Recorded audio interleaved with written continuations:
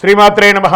సద్గురు జ్యోతిషాలయం 2025 మే నెల రాశి ఫలితాలని మనం తెలుసుకోబోతున్నాం. మా ఛానల్ ద్వారా చూస్తున్నటువంటి ప్రేక్షక మిత్రులందరికీ కూడా శుభాభివందనాలు. మా ఛానల్స్ బాగా చూస్తున్నారు, ధన్యవాదాలు. కానీ సబ్స్క్రైబర్స్ అనేవాళ్ళు కొంచెం తక్కువగా ఉన్నారు, కొంచెం సబ్స్క్రైబ్ చేయండి.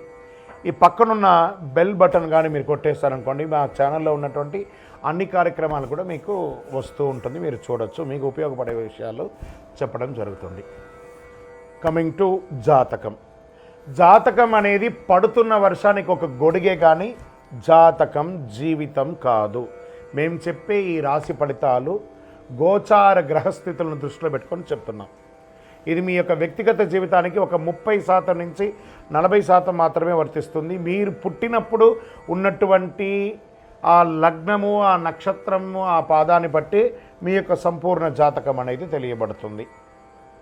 ఇంకా జాతకం అంటే ప్రతి ఒక్కరికి కూడా నాకు ఉద్యోగం ఎలా ఉంటుంది, నాకు వ్యాపారం ఎలా ఉంటుంది, నాకు ఆరోగ్యం ఎలా ఉంటుంది, దాంపత్య జీవితం ఎలా ఉంటుంది, సంతానం ఉంటుందా, ఉద్యోగం వస్తుందా, వ్యాపారం బాగుంటుంది, ఇవే ఏదో టెన్షన్స్తోనే ప్రతి ఒక్కళ్ళం కూడా జీవిస్తున్నాం. దానికి ఉపశమనంగా ఈ మాస ఫలితాలని ప్రతి మాసంలో కొన్ని గ్రహాలు మారుతూ ఉంటాయి కాబట్టి ఆ గ్రహాల యొక్క గమనాన్ని దృష్టిలో పెట్టుకొని అన్ని వర్గాల వారిని దృష్టిలో పెట్టుకొని ప్రిడిక్ట్ చేయబడిందే ఈ మాస ఫలితాలు. ఇప్పుడు మనం 12 రాసుల్లో ఒక్కొక్క రాశిగా మనం చెప్పుకోబోతున్నాం. జాతకం ఎవరైనా మీ పరిసర ప్రాంతాల్లో ఉన్నటువంటి సద్గురువుల్ని సంప్రదించి జాతకం తెలుసుకోండి. లేదా మా ద్వారా తెలుసుకోవాలనుకుంటే 21 వయసు లోపు ఉన్న వాళ్ళు అడగకూడదు. ఎందుకంటే మీరు విద్య చదువుకుంటున్నటువంటి వారు కాబట్టి మీరు ఖచ్చితంగా మీ యొక్క వ్యక్తిగతమైనటువంటి జీవితంలో 21 సంవత్సరాల వరకు జాతకం అడగకండి. 60 సంవత్సరాలు దాటిన వారు మీరు అన్నీ అనుభవించుంటారు, మంచి చెడు అన్నీ చూసుంటారు కాబట్టి మీకు జాతకంతో పని లేదు. అడగడానికి కూడా ఇల్లీగల్ అఫైర్స్కి సంబంధించింది ఏది అడగకూడదు. నాకు అప్పులు బాగా ఉన్నాయి, జాతకం చెప్పనంటే ఎవరు చెప్పరు. మీ అప్పులు తీసుకున్న చోట ఖచ్చితంగా కష్టపడి ఇవ్వండి, అదొకటే జాతకానికి ఉన్నది. జ్యోతిషాస్త్ర రీత్యా 12 రాశుల్లో 7వ రాశి అయినటువంటి తులారాశి మిత్రులారా, మీరు చిత్తా నక్షత్రం 3, 4 పాదాలు, స్వాతి నక్షత్రం 1, 2, 3, 4 పాదములు, విశాఖ నక్షత్రం 1, 2, 3 పాదాలకి జన్మించిన మీరు తులారాశి వారిగా పరిగణించబడుతున్నారు. ఈ మే నెల 2025 మీకు శుభాశుభ ఫలితాలు ఎలా ఉన్నాయంటే, తులారాశి వారికి మాసం అంతా అనుకూలమైనటువంటి వాతావరణం ఉంటుందండి. మాసం 2వ భాగంలో సానుకూల ఫలితాలు ఎక్కువ ఉంటాయి. బృహస్పతి 5వ ఇంట్లో ప్రభావితం, 7వ ఇంట్లో సూర్యుడు ఈ నెల మొదటి భాగంలో ఉచ్చ స్థితిలో ఉంటాడు. చంద్రుడు ఎల్లప్పుడూ కదలికతో మిశ్రమంగా ఉంటారు.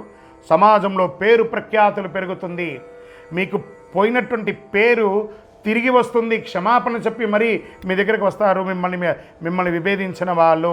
ప్రభుత్వ పర్మిషన్ విషయంలో అసహనం అక్కర్లేదు, అన్నీ వచ్చేస్తాయి. సంతానం లేని వారికి సంతాన ప్రాప్తి. మిమ్మల్ని ఇప్పటి వరకు తప్పుగా అర్థం చేసుకున్న వారే పశ్చాత్తాప పొంది మీ దగ్గరికి వస్తారు. స్నేహితులు మీకు మద్దతు ఇస్తారు. వృత్తి ఉద్యోగాల్లో పనితీరులో అధికారులు సైతం ఆకట్టుకుంటారు. ఆర్థిక పరిస్థితి మరింత పుంజుకుంటుంది. వ్యాపారంలో ధైర్యంగా నిర్ణయాలు తీసుకొని లాభాలు అందుకుంటారు. అనేక విధాలైనటువంటి ఆర్థిక ప్రయోజనాలు తులారాశి వారి నెల పొందబోతున్నారు. అద్భుతమైనటువంటి ప్రయోజనం. తోటి వ్యాపారులకు కలిగే పోటీ తగ్గుతాయి. నూతన వాహన కొనుగోలు ఉంటుంది. శత్రువులు కూడా మిత్రులుగా మారే ఒక శుభ నెల అని చెప్పచ్చు. సంతాన విషయంలో సంతృప్తికరంగా ఉంటుంది. పోటీ పరీక్షలు హాజరయ్యే విద్యార్థులు, ఉన్నత విద్యలు అభ్యసించే విద్యార్థులు మంచి ప్రతిభను కనబరిచే అవకాశాలు ఉన్నాయి. రీసెర్చ్ చేసే విద్యార్థులు కూడా అనుకూల ఫలితాలు పొందొచ్చు. కుటుంబ వాతావరణం చాలా బాగుంటుందని కూడా చెప్పచ్చు. కొన్ని వ్యవహారాలు మీరు తీసుకునే నిర్ణయాలు ప్రతి ఒక్కరు కూడా మిమ్మల్ని ప్రశంసించే అవకాశాలు బాగా కనబడుతున్నాయి. మాస చివరన ఇతరుల వ్యవహారాల్లో జోక్యం చేసుకోకుండా ఉండడం మంచిది. అనుకోని ఆర్థిక లాభాలు వస్తాయి. నెల ప్రారంభంలో సోదరులతో అనుకూలంగా ఉంటుంది. ఉద్యోగం చేసే మహిళలు, ఎంటర్ప్రెనర్గా ఉన్నటువంటి మహిళలకి మంచి పేరు ప్రఖ్యాతులు వస్తుంది. స్వయం ఉపాధిలో పాల్గొనే మహిళలు కానీ పురుషులు కానీ స్మాల్ స్కేల్ ఇండస్ట్రీస్ చాలా బాగుంటుంది. పురోగతి సాధిస్తారు. దీనికోసం ఇండస్ట్రియల్ టూర్ కూడా చేస్తారు. దీనికోసం ఇన్వెస్ట్మెంట్స్ కూడా వస్తాయి. లాభాలు కూడా ఉంటాయి. చిన్నపాటి ఆరోగ్య సమస్యలే తప్ప వేరే ఏ విధమైనటువంటి ఆరోగ్య సమస్య లేదు. రాజకీయ నాయకుడికి ఇది యోగకాలం. షేర్ మార్కెట్ బ్రహ్మాండంగా ఉంది. వ్యవసాయదారులకి మిట్ట పంటలు చాలా కలిసి వస్తుందని చెప్పచ్చు. మీడియా రంగం వారికి బాగుంది, ఐటీ రంగం వారికి బాగుంది, వివాహం కాని వారికి వివాహం అవుతుంది, నూతన ఉద్యోగం కలిసి వస్తుంది. ఎన్ని రకాలైనటువంటి అనుకూలం తులారాశికి. మే నెలంతా కూడా కృతజ్ఞత చెప్పండి. కొన్ని రోజులుగా ఇబ్బంది పడుతున్నారు కదా, ఆ గ్రహాలన్నిటికీ కూడా కృతజ్ఞత చెప్పండి. లక్కీ డేస్ మే 1, 4, 8, 11. అదృష్ట సంఖ్యలు 2, 6. చంద్రాష్టమం 26/5/2025 1:40 మధ్యాహ్నం నుండి 28/5/2025 1:36 మధ్యాహ్నం వరకు చంద్రాష్టమం ఉంటుంది. కాబట్టి ఈ 2.5 రోజులు జాగ్రత్తగా ఉండి, వాహనం నడిపేటప్పుడు జాగ్రత్త, సంతకం పెట్టేటప్పుడు జాగ్రత్త, ఇతరులతో మాట్లాడేటప్పుడు జాగ్రత్త. మరి పరిహారం ఏమంటే ఆరోగ్యానికి సంబంధించి చక్కగా సూర్య భగవానునికి ఎర్రని మందారం పువ్వుతో ప్రార్థన చేయండి. కులదైవ ప్రార్థన, మీ ఇంటి ఇష్టవేళపు ప్రార్థన చేయండి. మీ యొక్క ఇంటి దేవుడి దగ్గర వెళ్ళి మీ వయస్సు ఎంత ఉందో అన్ని సంఖ్యతో మట్టి ప్రమిదలో ఒత్తులేసి నువ్వుల నూనెతో దీపం వెలిగించండి. ఇంకను అతి శక్తివంతమైనటువంటి కరుంగాళి మాల ధరించండి. ఈ కరుంగాళి మాల ఎంత శక్తివంతమంటే మీరు కోరుకున్నదలా నెరవేరుస్తుంది. వ్యాపారం బాగుంటుంది, ఉద్యోగం బాగుంటుంది, ఏ విధమైనటువంటి నెగిటివ్ వైబ్స్ ఉన్నా కూడా తొలగుతుంది. ఐశ్వర్యవంతులుగా ఉంటారు, ఆరోగ్యంగా ఉంటారు.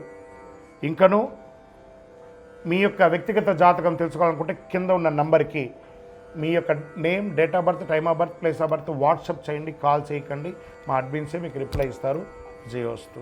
అయ్యప్ప స్వామి వారికి 18 అవతారముల దేవాలయాన్ని బ్రహ్మశ్రీ డాక్టర్ ఎస్ చంద్రమౌళి గురుస్వామి గారు 2016 నవంబర్ 9వ తారీఖున జీవలింగేశ్వర స్వామి సన్నిధానం జీవకోణ తిరుపతిలో నిర్మించి సమాజానికి అంకితం ఇచ్చారు. ఇది చాలా గొప్ప క్షేత్రం అండి, ప్రపంచంలో ఎక్కడా లేదు. అయ్యప్ప స్వామికి 18 అవతారాలు. అతి త్వరలో అదే దేవాలయంలో 27 నక్షత్రాలకు, అశ్విని పర్యంతం మీనం వరకు, మన రేవతి వరకు, అభిజిత్ నక్షత్రం వరకు 28 నక్షత్రాలకి ఒక దేవాలయం కట్టబోతున్నాం. ఇంకను 54 అడుగుల శనీశ్వర భగవానుని ప్రతిష్ఠ చేయబోతున్నాం. ఇది ఒక చిన్నపాటి అడవి ప్రాంతంలో ఉంటుంది, కానీ సిటీలోనే ఉంటుంది. కపిలతీర్థం, అక్కడ అలిపిరి కపిలతీర్థం జీవకోన ఎయిర్పోర్ట్ వరకు ఒకటే కొండ కింద అనమాట. ఈ జీవలింగేశ్వర స్వామి సన్నిధానంలో 300 రోజులు నీళ్లు పడుతూ ఉంటుంది శివుడి మీద.